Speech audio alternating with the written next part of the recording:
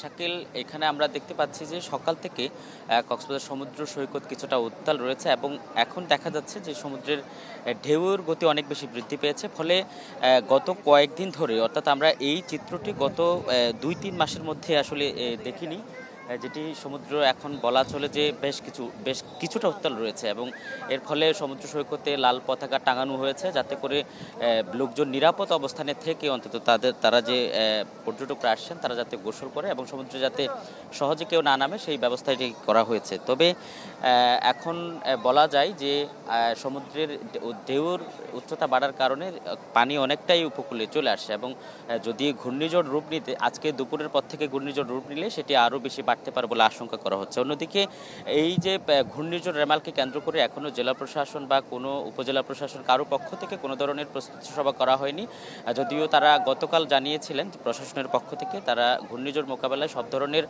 প্রস্তুতি নিয়ে রেখেছেন এবং যখন যা করা দরকার সব ধরনের প্রস্তুতি তারা নেবেন। আপনি জানেন ইতিমধ্যে মোখা এবং হামুনের আঘাতে কক্সবাজারে বেশ কিছু ক্ষয়ক্ষতি হয়েছিল। সেই ক্ষয়ক্ষতি কাটিয়ে ওঠার আগেই এখন আবারও রেমাল আতঙ্ক বিরাজ করছে উপকূল জুড়ে। যে সমস্ত জায়গায় বেড়িবাঁধগুলো অরক্ষিত রয়েছে এবং যেসব এলাকায় আসলে ঝুঁকিপূর্ণ অবস্থায় রয়েছে বেড়িবাঁধগুলো, সেই এলাকার লোকজন বেশ আতঙ্কের মধ্যে আছে। তারা যেটি বলছেন যে এই ঘূর্ণিঝড় রেমালে যদি পানির উচ্চতা বৃদ্ধি পায় ফলে উপকূল জুড়ে একটা বড় ধরনের ক্ষয়ক্ষতি হতে পারে। শাকিল, আজিম, আপনাকে ধন্যবাদ আমাদের সঙ্গে যুক্ত হওয়ার জন্য। এবার জেনে নেব পটুয়াখালীর পরিস্থিতি। সেখানে রয়েছেন এম কে রানা। রানা, পটুয়াখালীর কি অবস্থা দেখছেন?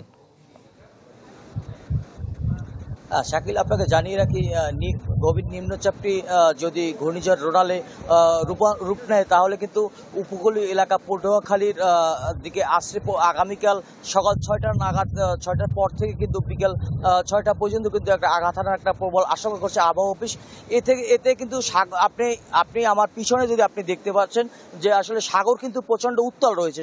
সেই উত্তাল সাগর উপেক্ষা করে কিন্তু কিছু পর্যটক কিন্তু এখনো সেই সমুদ্রে গোসল ব্যস্ত সময় পার করছেন।